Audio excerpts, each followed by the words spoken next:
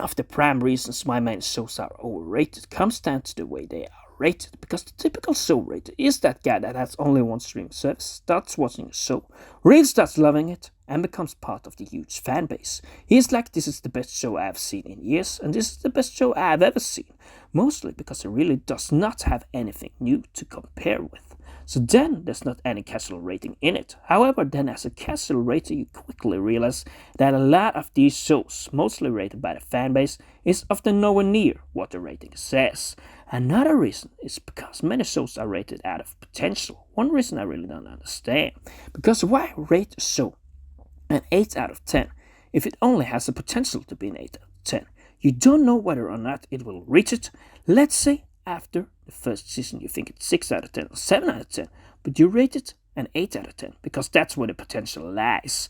I don't really see why people rate that way, because if I think a show is a 7 out of 10 in the first season, I don't really necessarily think it can reach 8 out of 10. Yes, I get most shows try to build up something good, and maybe better after 1 or 2 seasons, but that's far from the case with many shows these days. A show like Altered Carbon, for instance, had a very strong first season, but then in the second one, it was nowhere near as good for obvious reasons. One show I saw lately from last year called The Terminalist was one show I felt was a little overrated due to a couple of reasons. The Terminalist was still a good show in some parts, but a lot of the time they gave away screen time to characters that was just not that entertaining, like the female reporter or Secretary Lorraine Hartley, not to mention Steve Horn, who really was a bleak character in the show. Chris Pratt was still a very good actor in the show, but they just didn't build strong characters around him. I really also think that this Admiral Pillar could have been a man that should have been a lot more central in the story. You get to see the story of how exposed the soldiers for this drug, and then I feel the show actually could have been a lot better, instead of wasting screen time on the weaker characters. Because the opening of the show is quite good, and especially the first few episodes really build your interest, but then I felt it quickly fades away, like most shows out there today. Another show that I think is overrated is a show that rather goes way back, made in 2010, called Luther.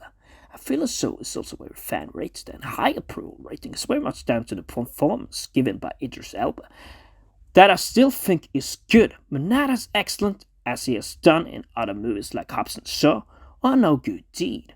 I started watching this crime drama show recently and kinda gave up after 2 episodes in the second season, because it is just too inconsistent.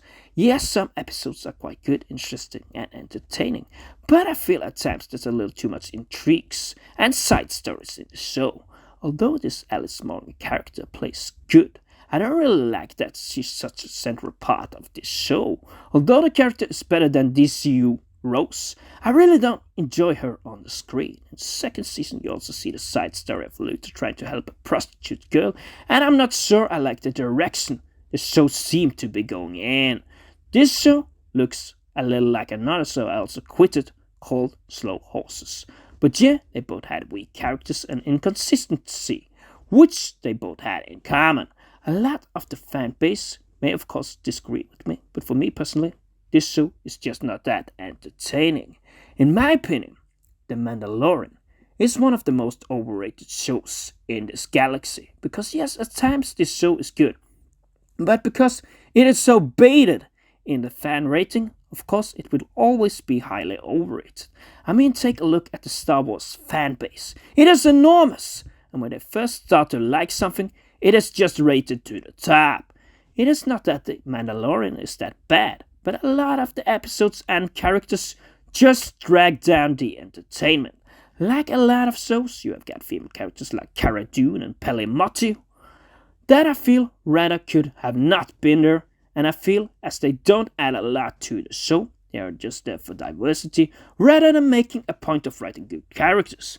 At times, The Mandalorian can be quite entertaining, as what was the case in the first season, and Moff Gideon was a great character that made the first season highly entertaining. When he was not as active in the second season, the entertainment quickly faded away, and it really lacked the fights and suspense that made the first season good. Now the third season opened quite good, but it is nowhere near an 8.7. More likely, it will end up at around a 7 out of 10 after the third season. Some of the problem is also that I think The Mandalorian, Grogu, and Moff Gideon are great characters, but I'm not too sure about the other ones in the show. Although I think when Cad Bane made an entry into the Boba Fett story, which crossed over with The Mandalorian in the last few episodes of the Book of Boba Fett, he was actually one character I felt could have had potential. After the events in that show, we don't know if he's dead or not, but it will be cool if they bring him back. The top spot as one of the most overrated shows that ever was made has to be Andor. Not only is the diversity agenda driven to the roof, this show is just nowhere near as good as the critics say, due to a lot of reasons. The issues are with too many characters, the failure to build up excitement after one intensely good episode. Really, there are also too many annoying flashbacks that don't make this story entertaining. Once again, female characters like Val and Dedra, who are just mostly there for diversity, run this show to the ground for what is called entertainment. Although some episodes are better than the others, the lack of consistency and the failure to give the better characters like Luthien and Andor more screen time just annoys me, because the scenes between them are really the best in the show.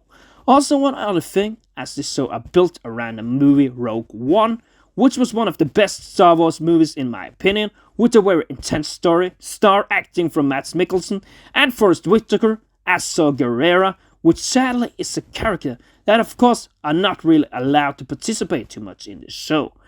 After the 7th episode, I decided that enough was enough, because it never really got better, although I of course could have quitted the show earlier, as I really wanted it to improve more than it was really a sense for it to do that.